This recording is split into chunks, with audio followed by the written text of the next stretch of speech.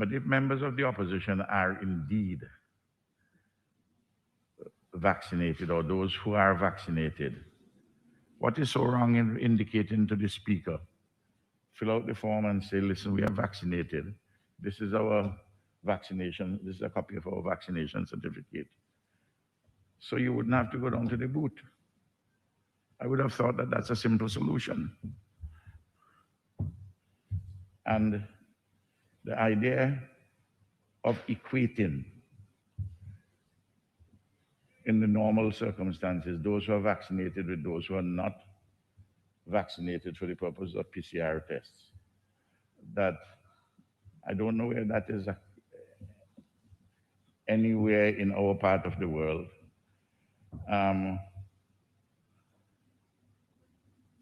Save and except when one is traveling, because of the peculiarities of air travel. I know one has gone to Greece for a president, but I talk about what is available in, for instance, in our region, in our hemisphere. As I understand it, there are similar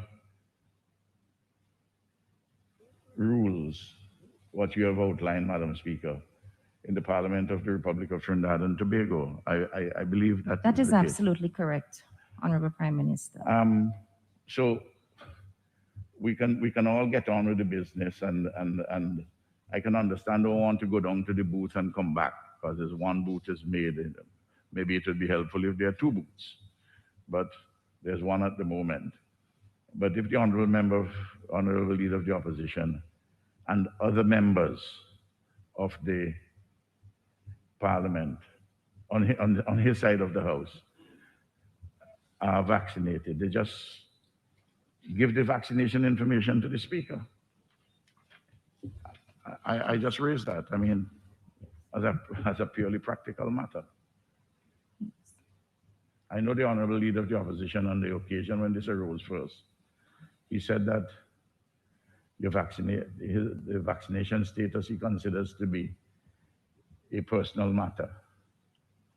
But giving it to the speaker is not an infringement, a legal infringement of that right within the framework of the Constitution of the country and the rules of the House. So that would be my submission on that, Madam Speaker, rather than getting into second guessing the medical or epidemiological advice given to you by the Chief Medical Officer and the Health Services Committee of NEMO. Honorable Prime Minister, thank you for your really submissions in support. As in my opening remarks, I also indicated that at any time, if any member, once the member meets the requirements, I'm happy to adjust. So that's not an issue. I understand the challenges, but we are indeed living in challenging times, and we're doing the best that we can. If I can please ask that we move to the obituaries.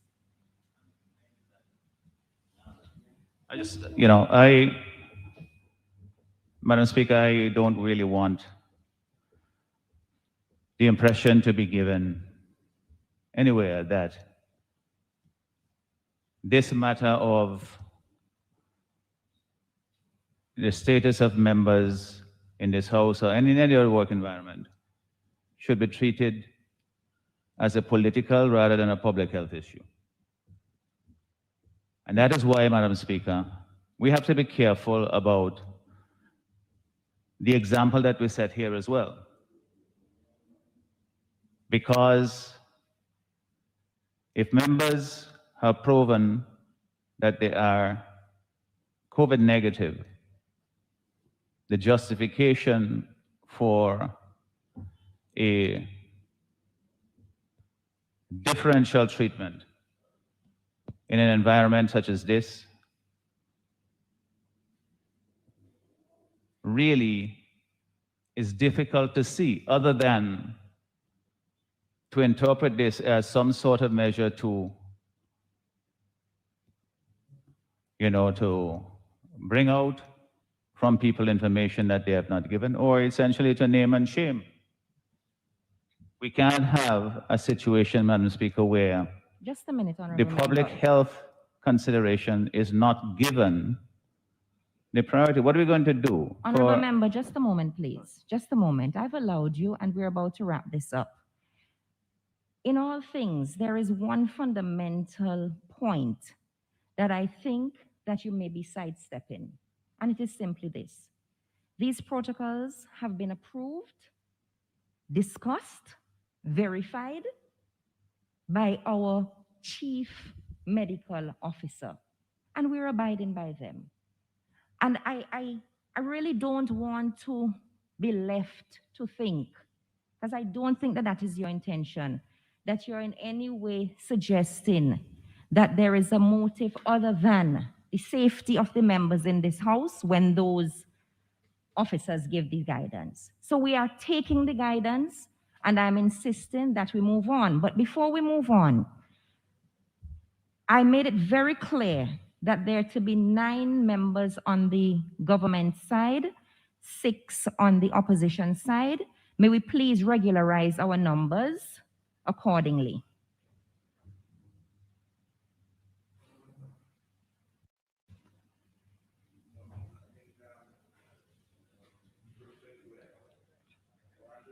Huh?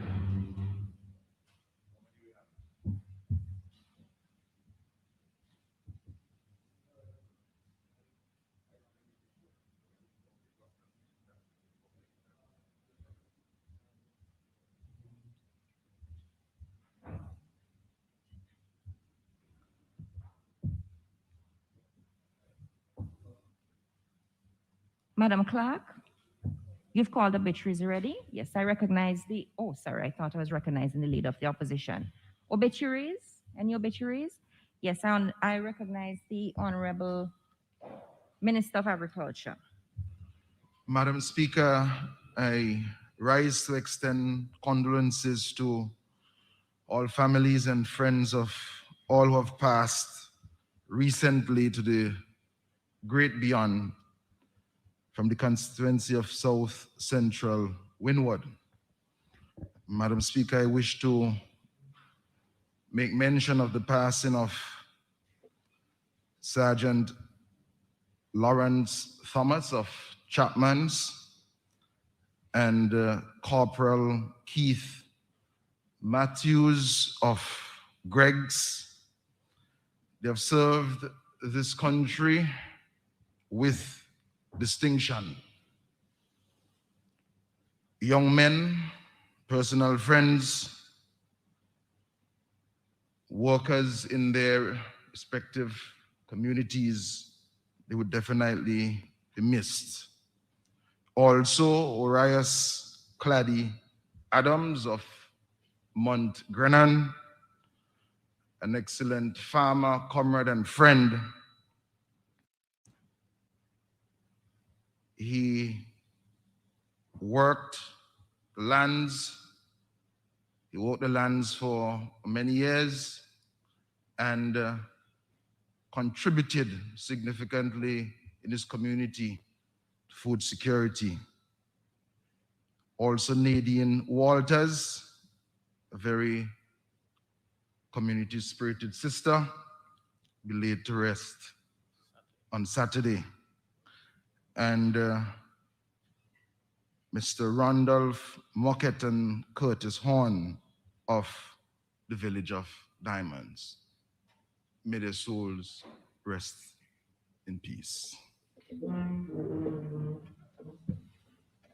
Recognize the Honorable Minister of the Public Service.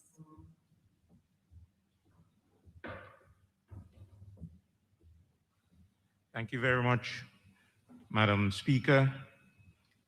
Madam Speaker, since our last parliamentary sitting, several persons from the community of Baibu and South Windward have left us and gone to the great beyond. I mentioned first the name of Mr. Albert Frederick Sonny Davis, who was a return resident from Baibu from England many years ago, an outstanding giver of good gifts. The poor and the marginalized in the communities that have experienced the generous nature of Mr. Sonny Davis. I recognize also Mrs. Rochelle Davy Trotman. She's an employee of the SVG Postal Corporation. She passed away just recently at the tender age of 45, leaving behind two young children. 94-year-old Gladys Peters of Bible. For many years, she worked at the Edwin Delanes and W.J. Abbott and Sons. She was a wonderful friend of mine, a community-spirited person. And last but not least, Emerine John, Innes of Cedars and Lomans, who, cousin of mine who would call me every morning to ask me how I'm doing and to be safe while I'm out on the roads. Madam Speaker, these persons have made tremendous contributions and gave good advice to me in all my years, and I want to wish their families all the best in the future, in the days, weeks, and months and years without these persons. May their souls rest in peace. Much obliged. Recognize the Minister of Urban Development. Madam Speaker, I want to acknowledge the passing of Mr. Clifford Davy a couple of weeks ago, and I think his burial was a couple of days ago. Clifford Davy was one of the pioneers here in St. Vincent in cable TV. His wife predeceased him just about a year ago. And him and his wife have been very fundamental followers and supporters of the St. Vincent and the Grenadines Labour Party and the Unity Labour Party. I want to extend condolences to his sons and other members of the family. May his soul rest in peace. Honorable Prime Minister. Madam Speaker, honorable members, I want in a very general way to express condolences to the families of all those persons who have died since we last met here when we had obituaries on August the 5th. And obviously, one cannot go through all the names, so I do that in an omnibus fashion, as a way we do in our civilization. I want to, however, join the Honorable Minister of Agriculture in respect of condolences expressed for Corporal Thomas and Sergeant Thomas, and Corporal Matthews from his constituency. They served the Royal St. Vincent and the Grenadines Police Force. I knew both of them. I knew Thomas and his family better, though I know the Matthews family from in Greg's. And Thomas was a very good policeman, a good human being. So too Matthews. And it must be a very painful thing for Thomas's widow, family. You know, he's such a lively personality. And I want to extend condolences also to another police officer, but who is retired, Inspector George. He was in the Coast Guard and then was transferred to the police. Another very unfortunate death.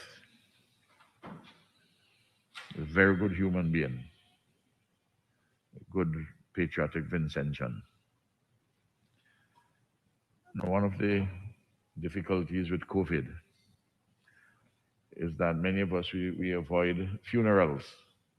I mean, in the case of Clifford Davy, was an exceptional human being and served us well in telecommunications and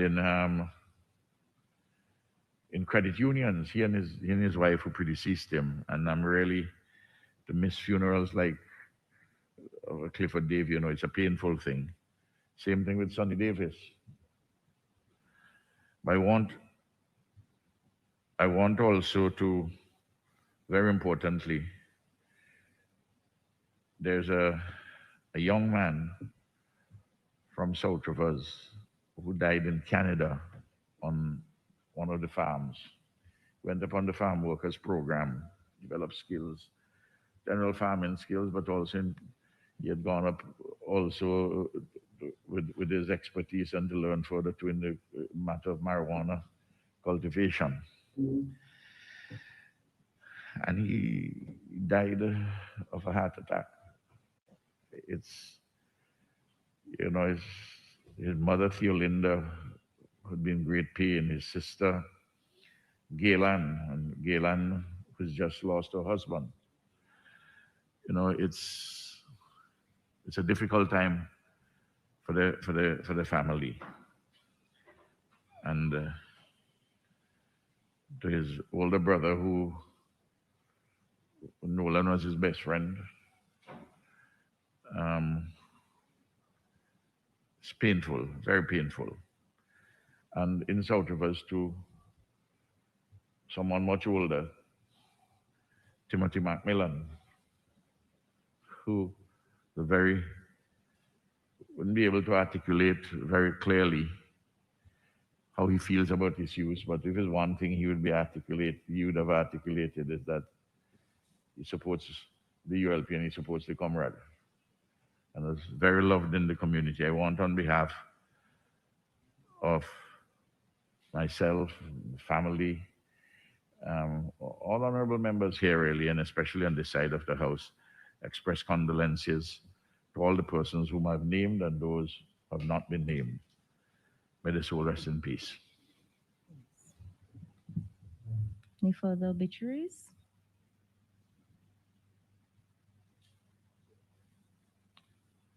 Madam Clerk. Congratulatory remarks.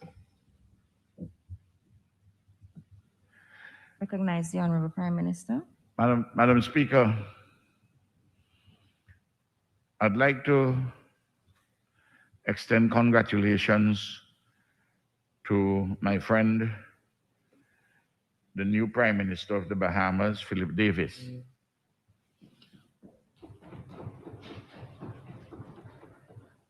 Whose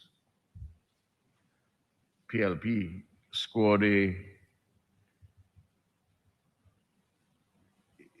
stunning landslide victory in the recent elections. I've known Prime Minister Davis for some time. He served in the government of Perry Christie, who was my good friend. I've spoken to him personally since his election and congratulated him. And I'm sure that we'll work very closely together. God's willing, we will see each other in Belize, if COVID permits, when we have the next meeting of the heads of government of CARICOM, heads of government meeting. I want to extend congratulations to the Prime Minister Justin Trudeau of Canada for his re-election. There are very few governments which get re-elected during the time of COVID. The Unity Labour Party was elected here, re-elected with an increased majority of seats. Prime Minister Trudeau, and we have seen some real stunning defeats for governments, for instance, in St. Lucia and in the Bahamas. And governments have been having a very difficult time. You see how spectacularly Donald Trump lost in the United States. It's to win elections during the time of COVID. It's quite a feat, and I want to, if you're a sitting government, and I want to congratulate Prime Minister Trudeau, who called it early and who banked on the good sense of Canadians to support his party, even though he, among other things, imposed some very stringent COVID-19 regulations, including mandatory vaccination for federal employees and other kinds of restrictions as against the opposition party there, which the Conservative Party, which sought to have it both ways. That is to say, it's okay to take the vaccine, but there should be no mandates of any kind, not even choices, much less the mandates. I want also to congratulate the Social Democratic Party of Germany for having the first place in the recent elections.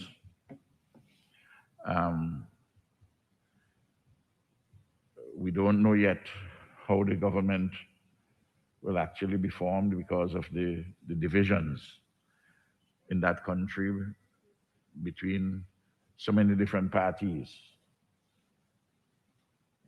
which have both a first past the post and a proportional representational system, a joint system, a combined system. And at the same time, I'd like to congratulate Chancellor Angela Merkel for her 15 years of service, and that has now come to an end by virtue of her own retirement. She didn't participate in these recent elections. We have excellent relations with the Bahamas, with Canada, and with Germany. And I'm quite sure that those relations will continue to go from strength to strength. On behalf of the government and people of St. Vincent and the Grenadines and the Parliament, I extend hearty congratulations to the Prime Minister of the Bahamas and Prime Minister Trudeau of Canada, and also to the Social Democratic Party of Germany. I'm obliged. Recognize the Honorable Minister of Education.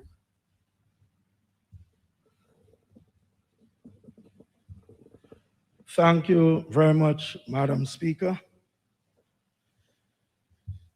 I rise to offer congratulations to our students on their wonderful performance at the recently concluded CPA. Madam Speaker, the context in which these exams were held have already been stated over and over.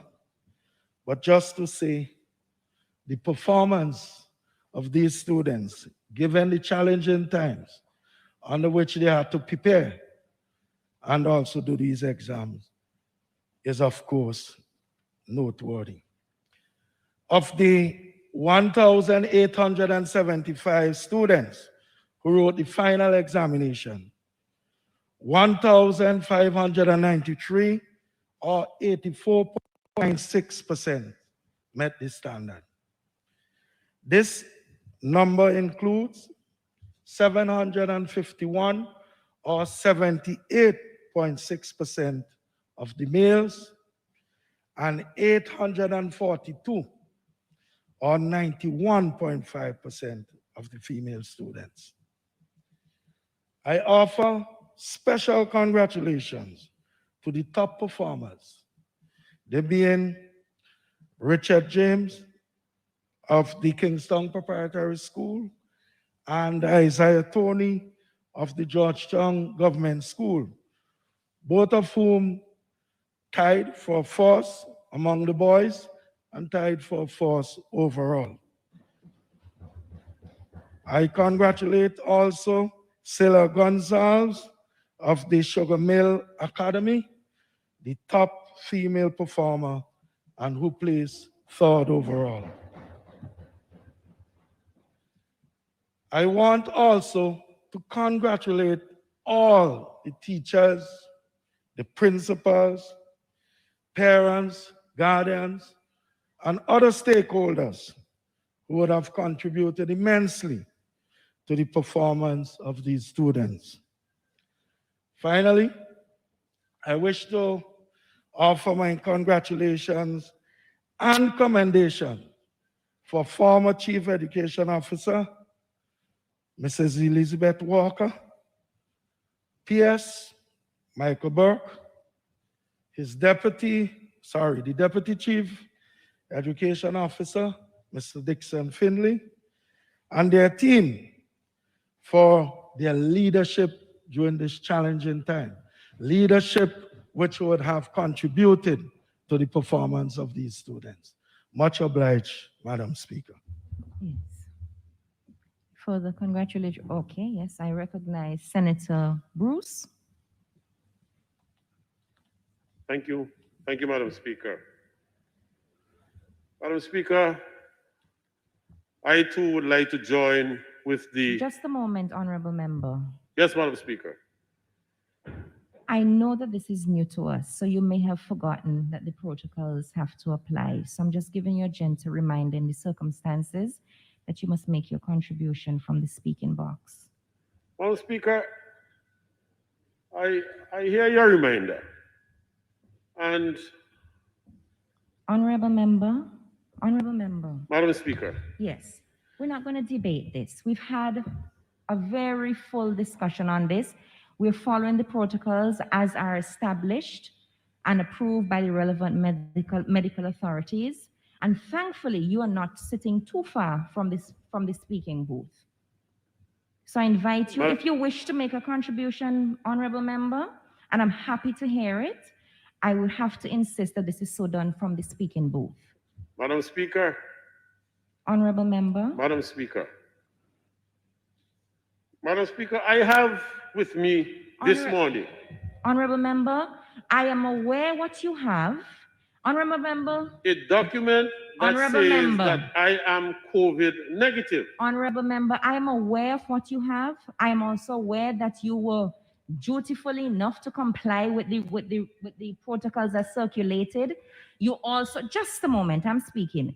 You also provided us with the evidence of same, all in the spirit of cooperation in very challenging times. Let us not add to the challenge. Let us not disregard the protocols. Let us set the right example.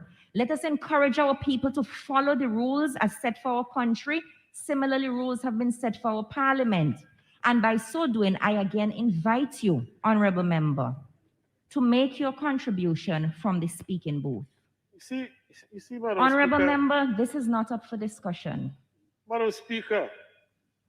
Honorable Member, this is not up for discussion. I'm going to ask you one more time. I hear you, Madam Speaker, that this is not up for discussion. I'm happy to hear you, but you will have to continue your contribution from behind the speaking booth. Madam Speaker, as a COVID negative member of this House. Honorable Member. This Parliament. Honorable Member. Madam Speaker. Honorable Member, no, I cannot participate in an activity which will disregard and usurp protocols that have been set by the highest medical authority of our land. But we're expected, I therefore have to, no. Madam Speaker, we are expected to disregard any laws that are passed in this country that are unconstitutional and laws that goes against our rights. Honorable Member, I have no choice. If we can disregard rights. Honorable Member, please take your seat for a moment. The proceedings of the House today will not be conducted in this manner. The rule is the rule. We have done all that we can in the circumstances of a pandemic to accommodate members as best we can, giving respect to their individual rights and to convene and conduct the House proceedings. These are the rules, Honorable Member. I am happy to hear you. I want to hear you. I want to hear all members. Look, I am double masked. I don't have to be double masked, but I've taken the extra precaution for myself to be double masked. I'm not happy to be double masked. I don't think there's one living soul who enjoys wearing a mask. But these are the times in which we live. There are new and ever-evolving rules. And as the person who has oversight to manage the proceedings of the House, those are the rules under which we are operating today, Honorable Member. I am aware that you can understand that. How you feel about it, I respect. What it is may not dovetail with how you feel. But the rule is that, given what you have provided to the House, for which I am grateful, you will have to make your contribution from behind the speaking booth. You also here have an option. If that does not fall in line with how you feel, then there's another option open to you. Sad if you choose that, but you can choose not to contribute. But I'm happy to hear you, provided that the rules are adhered to. And that is the end of this matter, Honorable Member. Madam Speaker, you said the rules or the protocol? The protocols, yes. Because the House is guided by a set of rules. Honorable Member, please take your seat again, please. You're familiar with the fact that if the rules are silent on any matter, the Speaker has certain discretions. I know you're familiar with that. Good. No. Should I be answering your question? No, when I'm finished. And when you're answering, if you so wish to answer, you'll do it from the speaking booth. This is the rule of the House. We're not deviating from it. As a matter of fact, I'm disturbed and I'm saddened, really, that this would be the position that we would have any member take. I know it is uncomfortable, I'm well aware, but we're doing the best that we can as we follow the medical advice. We must do what's right. So if you wish to speak, happy to hear you. The proceedings must go on. We're already at 11:05, an hour has passed. We're still on congratulatory remarks, but if you wish to speak, it will have to be from behind the speaking booth.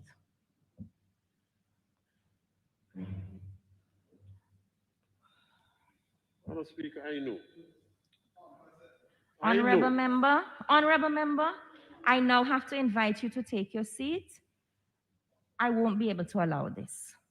I'm very sorry. So Madam Speaker, you're saying to us this morning that Honorable Member, as a member of the House, just a minute, have your seat again, please. Honorable Member, we're not going to do this any longer. We're not going to do this any longer. I'm going to give you an opportunity to walk to the speaking booth. If you choose not to, I'm going to invite any other member who wish to bring congratulatory remarks, so to do.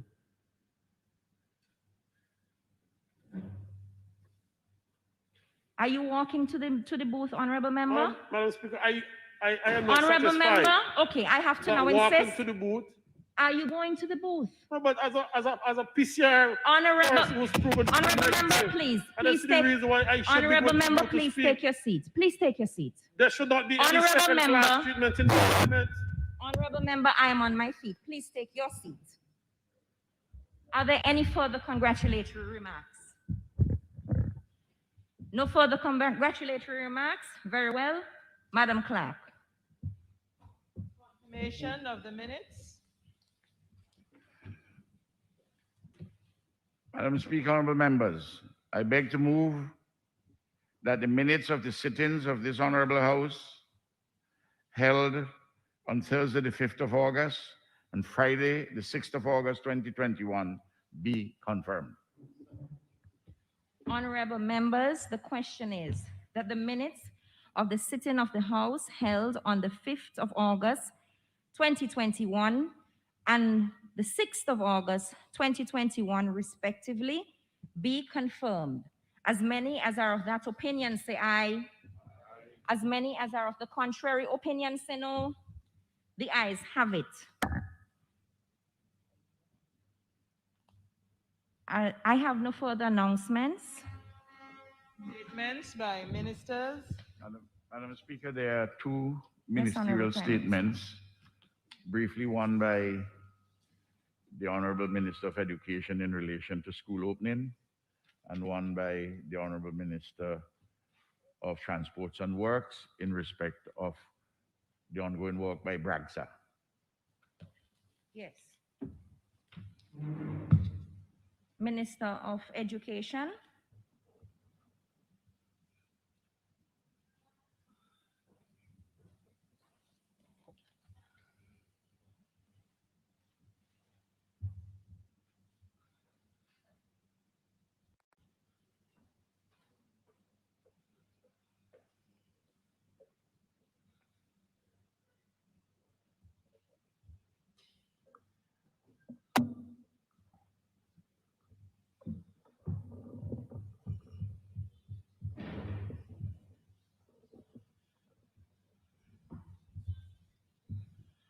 Thank you, Madam Speaker. Madam Speaker, the issue of the reopening of school for the 2021-2022 school year has been one of great interest to the entire nation. I wish this morning to make a brief statement outlining the government's decision with regards to the reopening of school for this upcoming period. The government of St. Vincent and the Grenadines, through the Ministry of Education, has adopted the approach of a phased reopening of schools from October 4th, 2021, occasioned by the uptick in the spread of the coronavirus pandemic. The ministry is set to use the following models. 1, online/virtual learning at all schools commencing Monday, 4th October 2021. And this will last for a period of 2 weeks. Thereafter, we'll move to phase 2, which is a hybrid or blended learning, popularly referred to as on-site and online teaching. That is to say, a combination of both. With regards to this phase, schools with the capacity to physical distance will have full face-to-face engagement for all students. Again, let me repeat. Schools with the capacity for physical distance will have full face-to-face engagement for all students. Secondly, schools unable to accommodate full face-to-face engagement due to population size will have on-site classes on a rotational basis with greater focus on the entry and exit level. Again, yes, we're still under the blended format.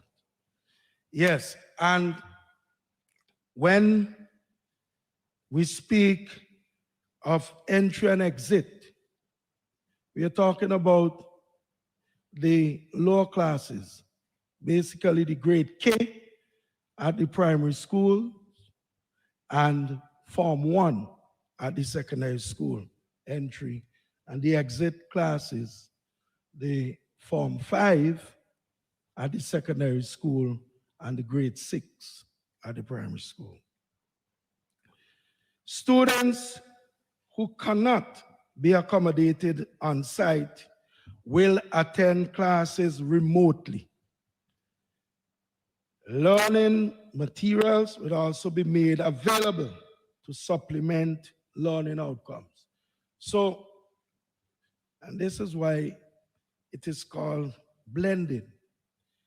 And I want to make the point that even though we refer to it as blending, I don't want people to get stuck with the strict definition of what is blended, because we allow ourselves that flexibility to so organize our respective institutions based on the peculiar unique situation facing each institution. Finally, under this blended learning, the respective school leaders of the various learning institutions will communicate the individualized blended approach or format for their respective institutions. So we are saying that we expect that based on the unique situation of each individual institution, they will obviously organize the format that is most suitable. And that would be the responsibility of the principal to make sure that that is communicated to, of course, the respective stakeholders. Now, we are hoping that the blended learning model will not last forever. We are hoping that sometime during this school term, based on the situation in the country with regards to the COVID-19 pandemic, that conditions would return to a favorable situation where we can move to the final phase, that is online engagement, or what we refer to as face-to-face instruction. Okay? Now, the decisions regarding the resumption of classes nationwide obviously have been strongly influenced by the increased cases of COVID-19 in St. Vincent and the Grenadines, and the established protocols of the Ministry of Health, Wellness, and the Environment for the safe operation of schools. The Ministry of Education is reminding stakeholders that the health and safety of all Vincentians is vital, and we strongly urge that we all work collectively in adhering to the existing protocols and other measures instituted to combat the crippling effect of the COVID-19 pandemic. Madam Speaker, in this regard, I wish to speak briefly to the issue of the importance of adhering to the protocols as identified by the Ministry of Health. And to focus mainly on the issue of vaccination. Whenever there's face-to-face instruction, whether it is under the blended model or full face-to-face instruction, given what is happening in the country, it is absolutely necessary that all persons who are using the school compound must follow these protocols. We have gone over them over and over: the hand washing, sanitization, the testing on arrival, taking of your temperature on arrival, and so on. Now, on the issue of vaccination, given that this issue is also critical to a safe and healthy environment at the respective institution, I want to bring to the attention of this Parliament, of course, the listening public,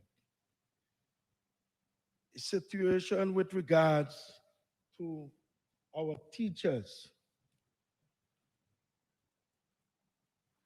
and their level of vaccination and their level of vaccination coverage.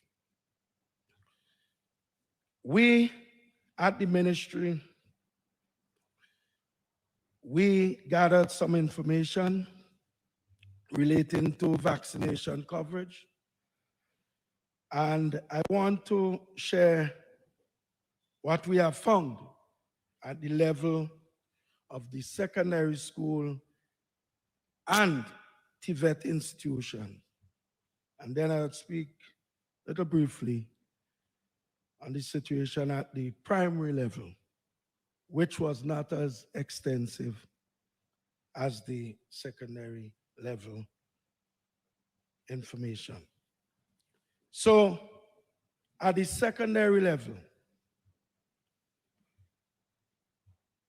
we had responses from 27 of our 29 secondary schools. And these two schools that did not respond are basically very small schools. And 3 of the 4 technical institutes. Of 875 teachers, 345 were vaccinated, representing a percentage of 39.4% of our teachers vaccinated. Now, with regards to the primary schools, well, before I go to the primary school, unfortunately, I have to say this, that whereas some schools are showing very good records, for example, the St. Martin's Secondary School, of their total staff, about 38 persons, only 1 is not vaccinated. Or at least they do not know the status of only 1 person. All the others have shown that they are vaccinated.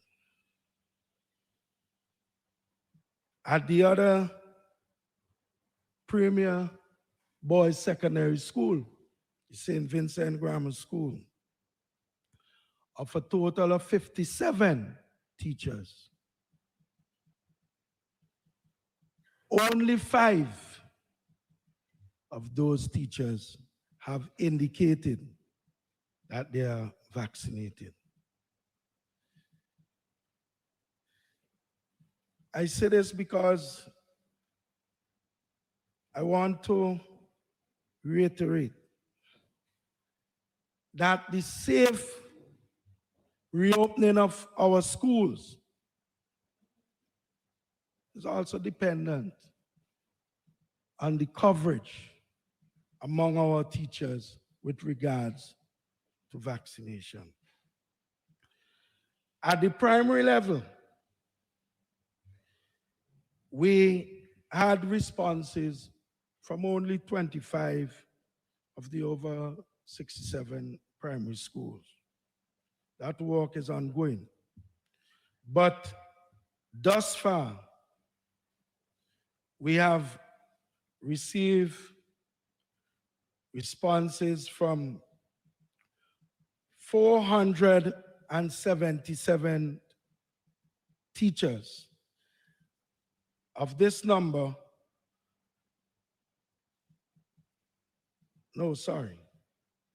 we have received responses from only 302 teachers. And of this number, 175 are vaccinated, given a percentage thus far of some 58% of those teachers being fully or partially vaccinated. That is encouraging, but we have to urge our teachers and all other users of the school compound, whether they be janitors or other persons, to please get vaccinated. Our students have lost much. I mean, we have made that point over and over. And all of us, as parents, guardians, teachers, and other stakeholders, we want to get back to the ideal face-to-face instruction. We have said over and over again that online instruction, it is not a great substitute for face-to-face instruction because of all the reasons that we have identified. Some objective, some subjective. The ideal thing is to return to face-to-face instruction. And the only how we are going to do so is if we feel comfortable that in returning to these institutions, we would be doing so within a safe and healthy environment. And in any event, all of us, the entire country, wants that to happen. But we have to do what is necessary to ensure that we get back there. And that is why I'm urging, I'm pleading with our teachers and all those other persons who have to use our school compounds from day to day. So please, get vaccinated so that we could save our nation's children and so better prepare them for the future which is theirs. Thank you very much. We have a further statement. I recognize the Deputy Prime Minister and Minister of Transport.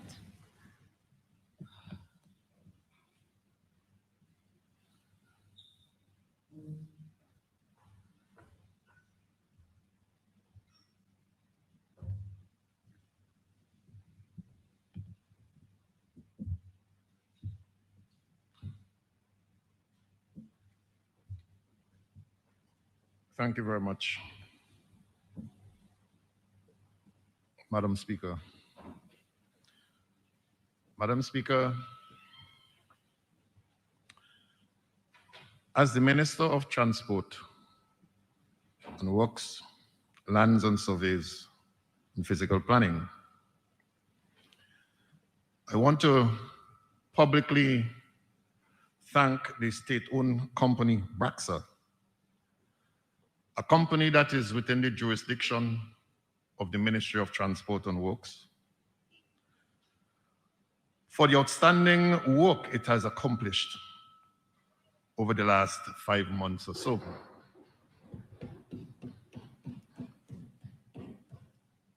Madam Speaker, to set the pace off, it was on the 9th of April that the La Soufrière volcano erupted, causing difficulty of life here in St. Vincent and the Grenadines. Some 2,000 persons, some 20,000 persons, sorry, had to be evacuated from the northern end of St. Vincent and the Grenadines. And they were placed in approximately 86 shelters on the southern end of our beautiful country, St. Vincent and the Grenadines. Most of these shelters, however, Madam Speaker, were existing schools. But there were other facilities that were identified by NEMO that was used in the process. And so, in some schools, there were some facilities, while in others, the facilities were non-existent or limited. And so Braxa was called in to upgrade the facilities to the extent that water tanks were installed, bathroom and toilet facilities were established, electrical and lighting fittings were done, and even barriers of one kind or another were established for protection of the elements, as well as for even privacy in some quarters. Madam Speaker, I can recall in the heat of things, in any one given day, that my cell phone on the chat of Braxa would have seen well over 100 requests on a daily basis coming from different institutions requesting of Braxa for ensuring that the facilities are up to standard. And so, in the number of requests on a daily basis, Braxa responded immediately and effectively to the extent that they met their task with dignity and satisfaction. And Madam Speaker, I'm sure all of the shelteries are proud of the work that Braxa would have done. Madam Speaker, Braxa was called on very early to begin its work after the eruption. That is, the very week after the eruption, the last eruption on the 23rd of April, Braxa was called on to begin in its cleanup operations. Already, There were persons on the streets of Kingstown after that said week of the eruptions. You had a number of persons coming on the streets to ply their trade, but the dust was present, and Braxa had to move in and begin cleaning that dust, power washing all around Kingstown and making the environment clean again. Braxa then moved in from the green zone to the orange zone, from the green zone to the yellow zone, and then into the orange zone. And this is where the heavier material was being lodged by the action of the La Soufrière volcano. It was a hard task, but Braxa did it. And when up to the green, the orange zone was completed, Braxa then moved into the red zone, the most challenging of all. I recall, Madam Speaker, that one morning I was on national radio speaking to the volcanologist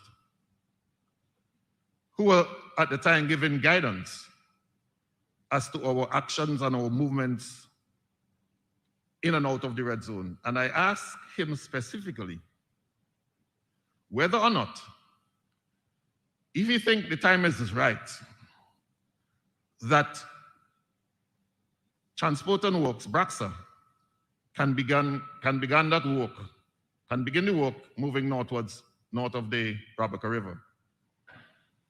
And he indicated to me that he will not give a yes or no answer, in the sense that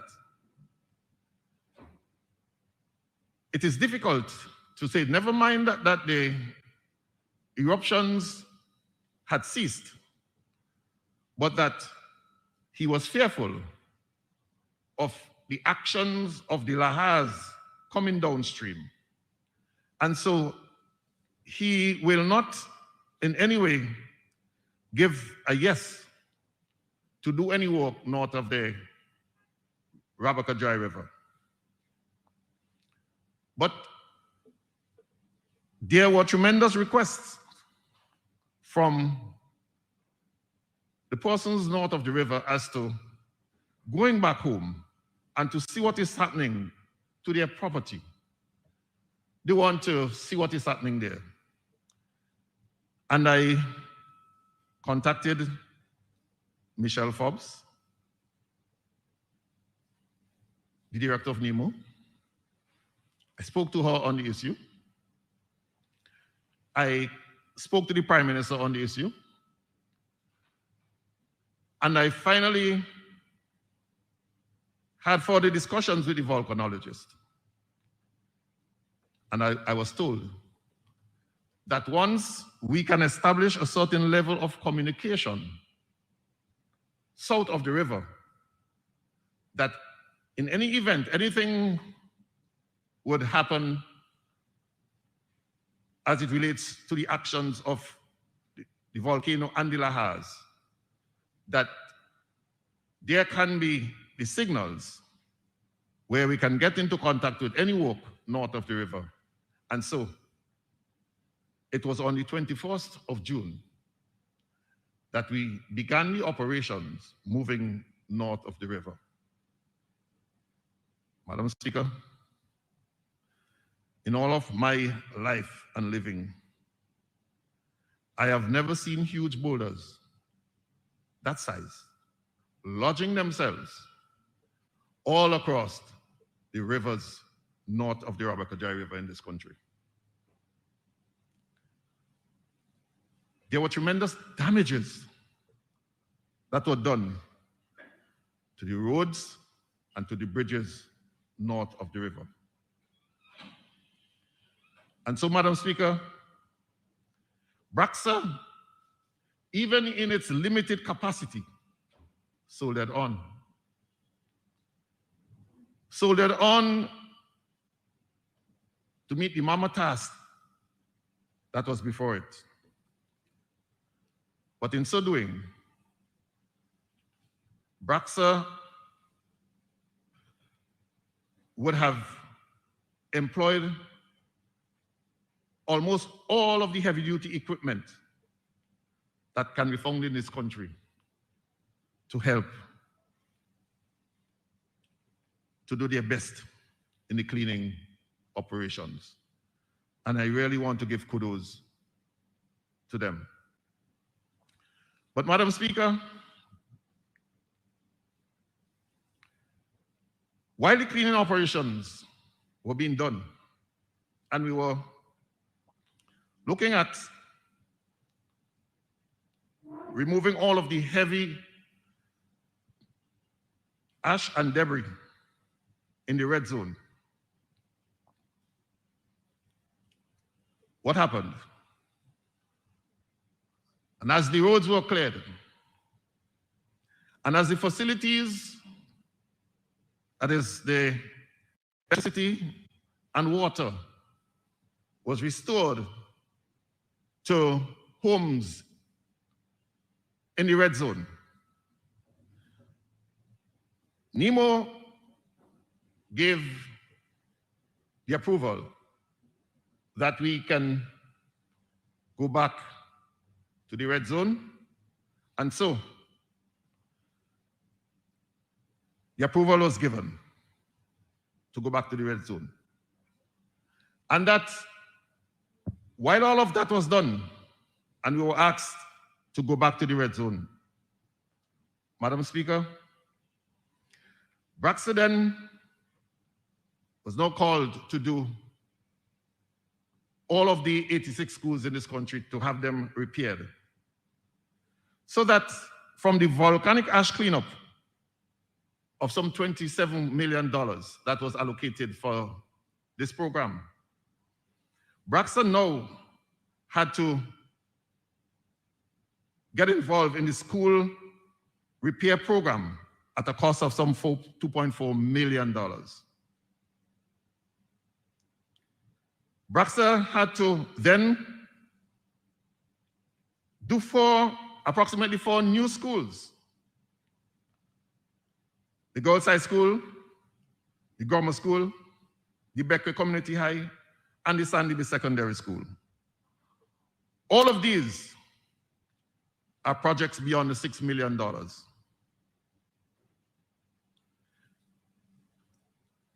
But to go back to school, Madam Speaker, Braxa was asked to do the general road cleaning of another $2.5 million, a program that would have employed over 5,400 persons. And while all of that is so, Braxa is involved in doing work at the Mary Hutchinson Primary School, the Union Island Gas Station, Gracefield Mountain Road, the Glen Community Market washrooms, that's the Glen Community Market and washrooms, the Beckwith Airport Terminal Building, the Kingston cleanup of some $1.7 million, Her Majesty's prisons, the Camden Park Clinic, the Rose Hall Clinic, the Chateaubelair Nurses and Pharmacists House, the Cold Seal Clinic, the Ashton Health Center, the Paget Farm Health Center, the Milton Cato Memorial Hospital, the retrofitting of the Gecko Reliance building, and last but not least, the Orange Hill foundations for the 27 houses that were being built so that those persons who are still in shelters would have somewhere to lay their head. Madam Speaker, the work of Braxa has been enormous. I want to say to Braxa, Kemp Bartholomew, as manager of Braxa, so you have done exceedingly well. You have done exceedingly well during these challenging times. And even in this time of COVID, you rose triumphantly, meeting the various levels of success for all of us. I'm sure all stakeholders are proud of your work. I know one songwriter said, "Put me to the test, and I will show you what I can do." The Ministry of Transport and Works, we are proud of you. The government is proud of you. And I ask of you to continue to do the work that you are so much capable of doing. I'm much obliged, Madam Speaker. Madam Clerk. Reports from select committees.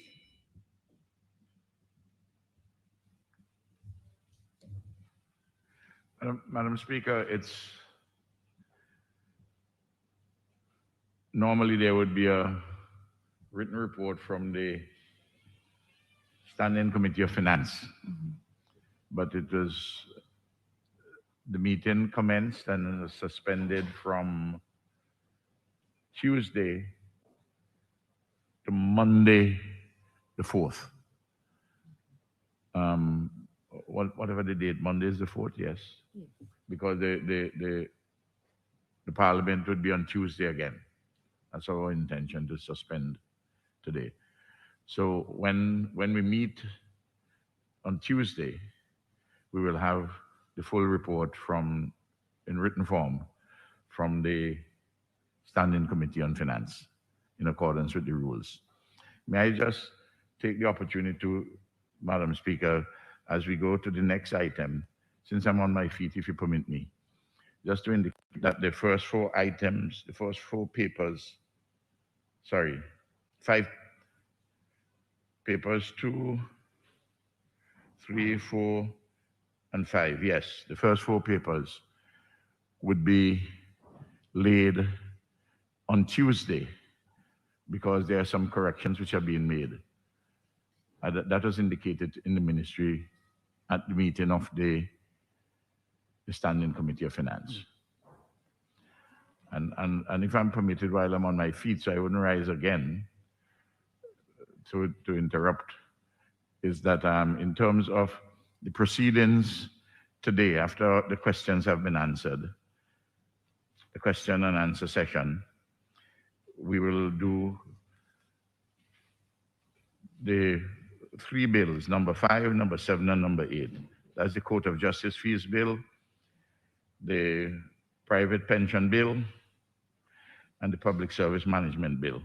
And the others will be traversed to the Tuesday, Madam Speaker. And those bills will be done in the order as you've just outlined them, Prime Minister? Probably, maybe not, but those will be the When bills. we get there. I'm sure we'll be finished way before the usual hours in the evening. Certainly, I don't think we'll go as long as we did between the 5th and the 6th. Yes. Thank you. Papers.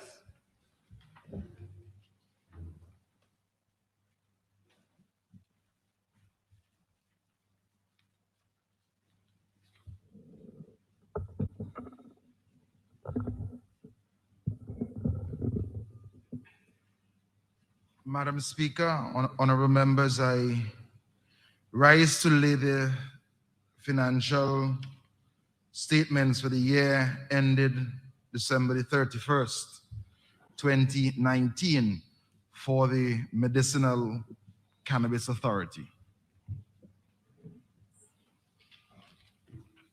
Okay. Yes. Honorable Minister of Health. Madam Speaker, I'd like to lay in this honorable house the financial statements for the Central Water and Sewage Authority year ending December 31st, 2020. Yes. Honorable Minister of Finance.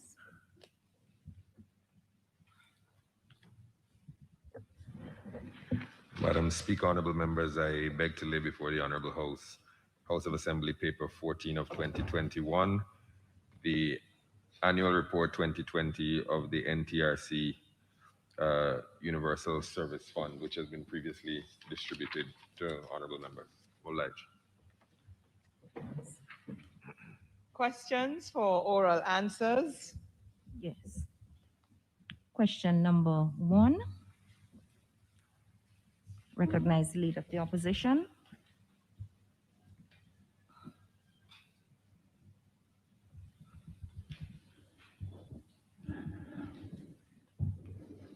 Madam Speaker, I rise to ask question number 1, standing in my name of the Honorable Minister of Health, Wellness and the Environment. The long-standing Paget Farm Health Clinic building is in a state of disrepair and is no longer in use. Will the Minister please state 1, whether it will be repaired or replaced, and 2, what will be required to get the work done? Yes. The Honorable Minister of Health. Thank you, Madam Speaker.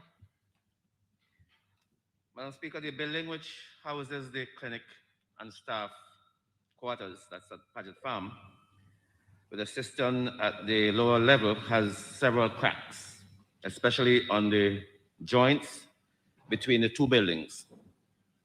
Both sections of the buildings, which were built at different times and then connected, separating, and the structure is compromised. Technical teams from BRAXA and other departments of the government have been making visits to ascertain the nature of the movement that has been affecting the structure, because the entire area seems to be very unstable. From initial technical assessments, it was established that the building is moving downward, that's towards the main road, and that the entire area may be prone to land slippage. This may be further intensified by the cistern under the buildings, which may be leaking and contributing to a failing foundation. So that's the situation as it is. The technical teams will continue to monitor the area for movements and complete their assessment before any decision on renovating the facility at the current location or the relocation of that facility. Other possible locations are already being explored in the event that the facility will have to be removed. In the meantime, Madam Speaker, the services and the nurses have been relocated to the Port Elizabeth facilities, that's the health center and the hospital, for their own safety and the safety and care of the patients. The health planning unit has already engaged the BRAXA in the refurbishment of a section of the Paget Farm Community Center to ensure that the services are provided in the area for residents. These works have already been contracted. The work on the facility is nearing completion, and the local contractor has assured that the facility will be completed in the next 2 weeks. So we expect that the facility will be fully operational by the end of October after we've put in the furnishings, etc. I'm obliged. Honorable Minister, did you say when the original clinic, the location, will be repaired? No, we do not have any time as to when it will be repaired. But the engineers are looking at it to see whether or not they will repair it or remove it to another location. It's just one supplementary question, Honorable Leader of the Opposition. Thank you. Thank you very much, Madam Speaker. Thanks. So we move to question number 2.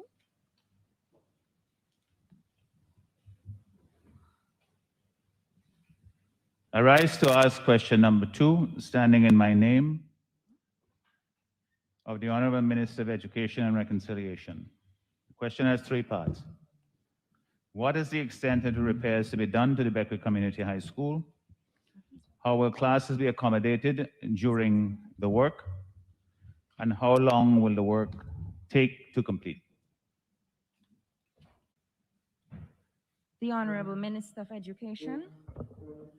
Thank you very much, Madam Speaker. Thank you very much to the honorable member for the Northern Grenadines for his question.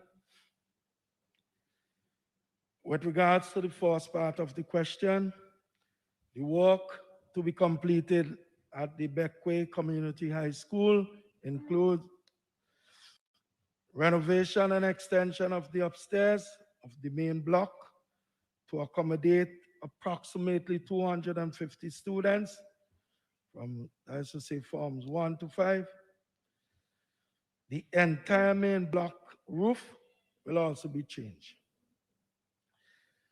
Upgrading of the library facility, the IT room, the sick bay, principal's office, the staff room, and washroom facilities. Plus, there would be the provision of a physical education room, a PE room. The intention is also to upgrade the schoolyard and fence the compound. And finally, the intention is also to construct a security booth. With regards to the second part of the question, classes will be housed at the Bequia Anglican Primary School and in temporary schools. And I'm sure you have seen the temporary classrooms being constructed next to the hard code. The third part of the question, we are hoping that everything will be completed in approximately 12 months' time. Much obliged. Yes. We on to question number 3. Madam Speaker, I rise to ask question number 3, standing in my name, of the Honorable Minister of Urban Development, Airport, Seaport Energy, and Grenadier Affairs. The driveway at the main entrance of the Kingstown Ferry Terminal has been in a state of disrepair for years, at great risk and inconvenience to the traveling public. Will the Minister please state, 1, why the damaged section has not been repaired and whether it will be repaired? And 2, when will the work be done? Honorable Minister of Urban Development.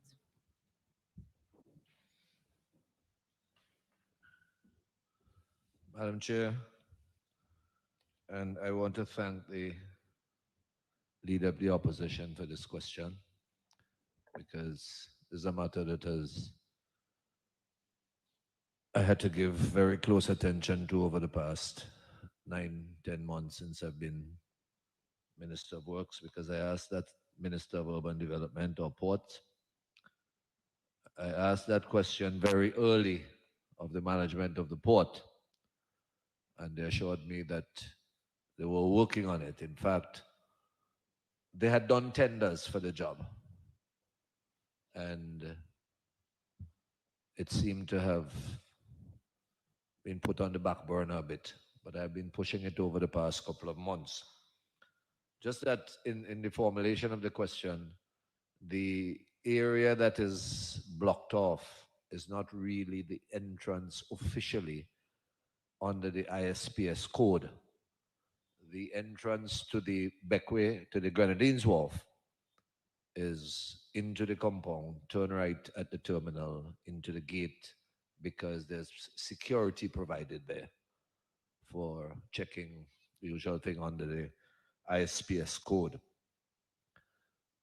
I want to assure the honorable member that there is considerable damage to the sheet piling under where the stones are, and hence the reason why those stones were put there, to avoid any traffic on the surface there.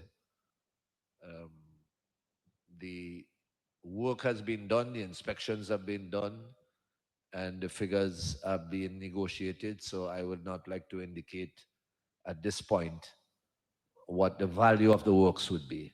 But I want to assure you, honorable member, that the works will be done within the first 3 months of next year.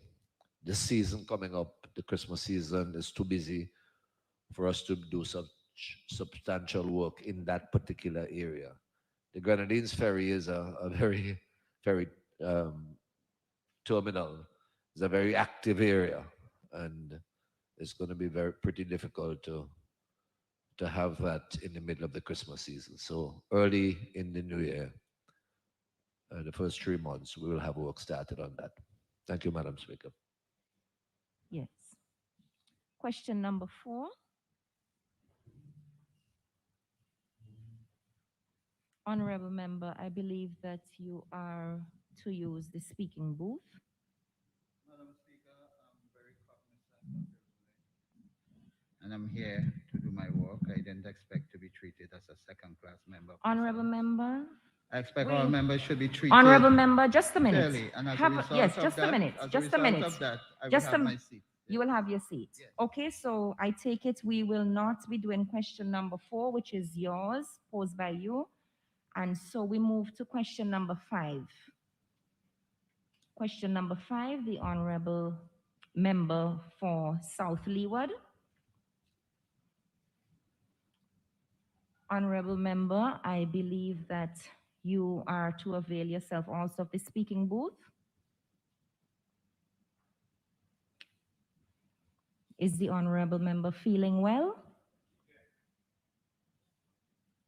Okay, having had no response from the honorable member, I will procedurally do what I must and do the same for question number 6 from the member for South Leeward. Having again had no response, we move to question number 7. Again, from the member for South Leeward. Still no response. Out of courtesy and consideration for mankind, I will ask the honorable member for East Kingstown just to verify that the honorable member for South Leeward is okay. He's okay. Okay, thank you. And so we move now to question number 8. And that question comes from the member for East Kingstown. Honorable member, I believe that you too are expected to use the speaking booth. Madam Speaker. Honorable member, I'm happy to hear you. I respectfully hear you. There's nobody in this house safer than me. I came in here with a negative PCR test. Honorable member. Why you want me to go to a booth? I ain't selling lotto. I am not selling the lotto. Why should I go to a booth? Come on, Madam Speaker. Honorable member, I came here to do the people's business. Honorable member, I am on my feet. We've walked this road before. Precisely. When the speaker is on her feet, she is to be heard in silence. My apologies. And clearly I will speak from my feet as for this point. May I direct honorable members' attention to Standing Order 21G, which says a question shall not be asked which raises an issue already decided in the House. I've decided this issue. We are following the protocols as circulated and approved by the relevant medical authorities.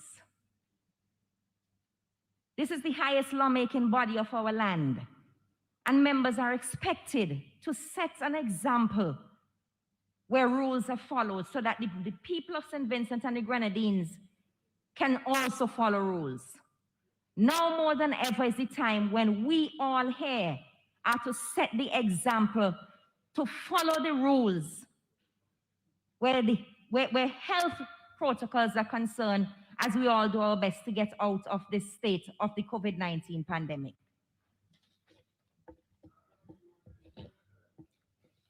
Honorable member, do I take it that you therefore will not be asking question number 8? I move then procedurally to question number 9 of the member for East Kingstown. Okay, I've called upon the member, no response. I move therefore to question number 10 of the... With indulgence, Madam Speaker. Well, I should wait until there's a response, but I need to say something on Just a moment, Honorable Member. Question number 10. 1, 2, 3, 4, 5. Sergeant at Arms, given that we are respecting numbers, can you just confirm for me whether or not the opposition Senator Bruce is in the precincts of the chamber? I do not want to not have him have an opportunity to ask his question.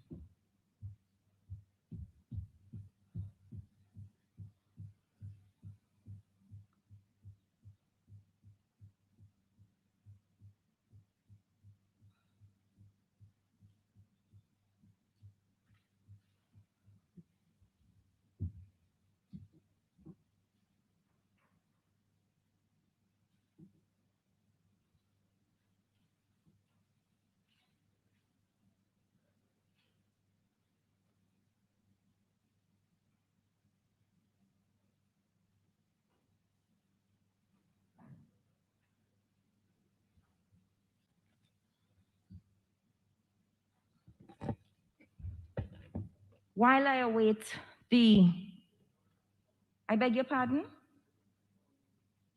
He's nowhere to be found. The rules allow us to go back to the questions if time permits at the end of question session, and questions 10, 11, and 12 were proposed by the Honorable Senator. We now move therefore to question number 13.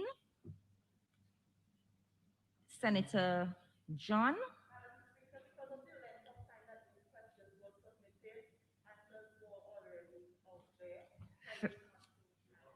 Very well. Very well. Okay, thank you. And for Honorable Member, but just a moment, Honorable Member. I think that you too, I've heard what you've said, but for purposes of amplification and that the proceedings are in no way misconstrued, you are asked to use the speaking booth. You do not wish to ask the questions. Very well. We've come to the end of the questions. I will do as the rules request of me and ask again if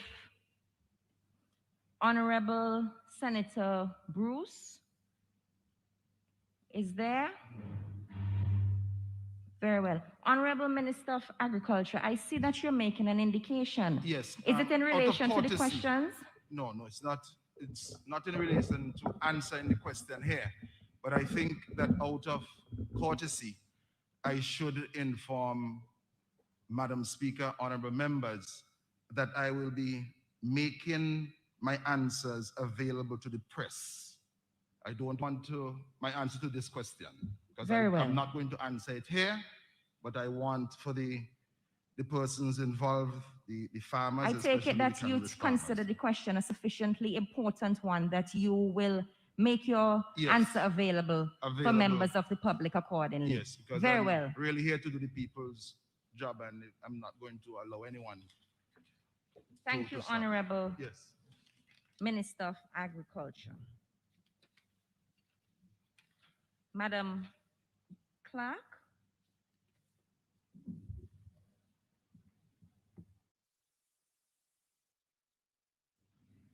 Honorable Deputy Prime Minister, we're at the point where we're just about to enter the orders of the day.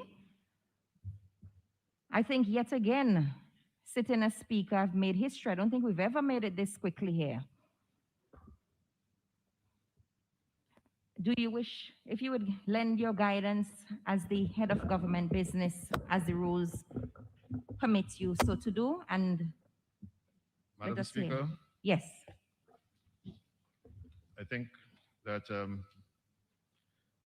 given what has transpired so far, and it's beyond lunchtime, I think I would prefer to have an early lunch, Madam Speaker. And so I beg to move the suspension of the sitting until 2 p.m. Honorable members, the question is that the sitting of the House be suspended for the luncheon period until 2 p.m. As many as are of that opinion say aye.